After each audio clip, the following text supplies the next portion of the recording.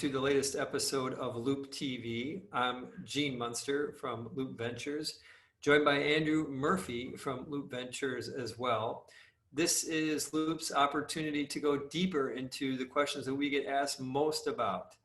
And this week, we're getting asked questions about what Amazon is doing with traditional retailers, shopping centers, based on a story from the Wall Street Journal that they're in talks with Simon Properties to acquire 63 Penney stores, 11 Sears spaces, basically to extend what they're doing in distribution. And I'm going to jump right in. Andrew, when you read the story from the Journal, what did you think? I think this is a classic Amazon playbook of experimenting, making big bets, and experimenting with new ways to get more stuff to more customers faster. Not surprising. Not surprising indeed, but it's a little bit out of left field that they've been growing their base of brick and mortar stores. We keep track of that here at Loup. I'll tell you what the numbers are.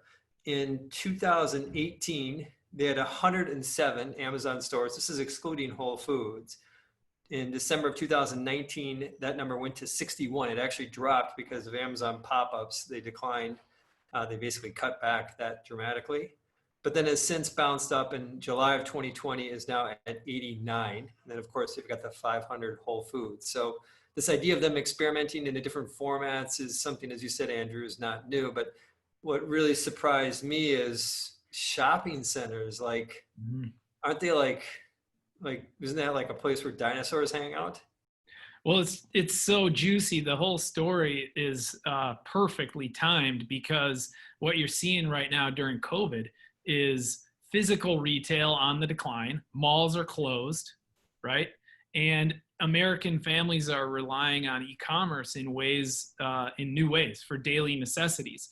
So you've got this double whammy going on in the retail world, where physical retail is on the decline, e-commerce is on the increase, and Amazon enters to just tighten their death grip on the whole retail world by gobbling up potentially undervalued physical retail space to tighten the death grip of their e-commerce capability and get more stuff to more people faster.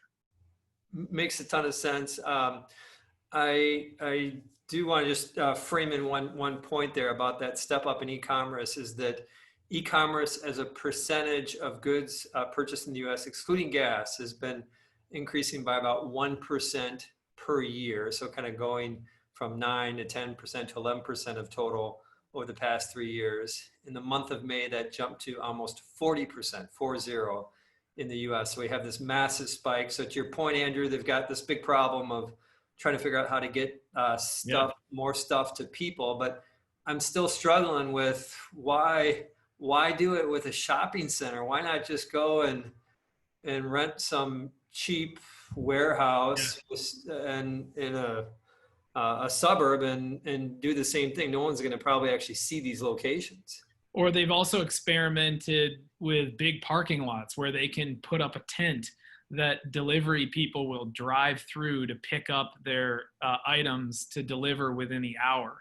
And that's where I think this makes sense, at least as an experiment. Shopping malls were built to be close to consumers, to be easily accessible via a car, and that's dead real estate right now, dead or dying. So they can take the benefits of the accessibility for vehicles like delivery vans that can quickly get to the front door or the back door or the side door of a JCPenney location, pick up their items, and then they're 5 minutes away from the customer instead of going to a big parking lot in an exurb that's going to be 25 minutes away from the customer. You just improved by 5x your delivery time. Now that makes a ton of sense to me. You say those delivery vans, makes me want to go long Mercedes-Benz stock with Sprinter. I'm sure those will be on the uptake from some of these delivery agents. You can't get them. You can't find them for two reasons. The I, first is I want Amazon. personally, but sounds like I'm gonna have to hold off. I'll wait for my Cybertruck in any case. Second is summer vacations. Nice. So that's the benefit. The other thing, when I saw the concept of malls, I thought would it make sense. It reminded me of being in China about 15 years ago. We're covering some of the China internet companies, and there was a company 360 Buy, which is today known as JD.com, a massive e-commerce company in China. And when we met with them, we went to some of their locations. They had these pickup locations where consumers would come in and observe the merchandise, make sure it was of high quality, wasn't like fraudulent, and then they would take control of the products there, easy for returns too. Is that an opportunity here with some of these? You talked about being centrally located, some of these stores to have people actually go and pick stuff up, or is it consumers just don't want to do that? Well, Sit to tight. flip it back, what was that like when 360 Buy, now JD, was doing that? Did it seem like to you a good customer experience? No, I would have rather just have somebody bring it to my house. Yeah. I think Amazon's willing to experiment with anything. So absolutely, I think they would try the idea of using this mall space to make it easy for consumers to return stuff. But they're innovating with Kohl's, right, where you can take your stuff back to Kohl's. Yeah. They're innovating with UPS stores, where you just take the item, even if you don't have return packaging and a QR code, and UPS takes care of it for you. Also, just printing out a label or clicking to have them come pick something up at your house. I think they'll experiment with any and all of the above. But I do think the mall thing is first and foremost about distribution, not about consumer access.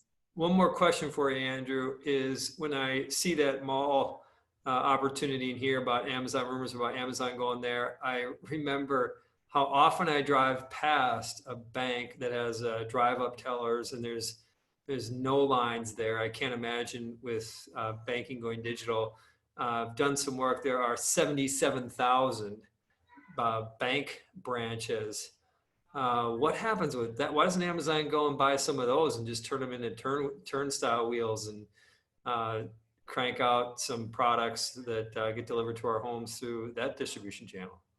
Yeah, I think maybe for delivery, distribution, last mile stuff, malls make sense.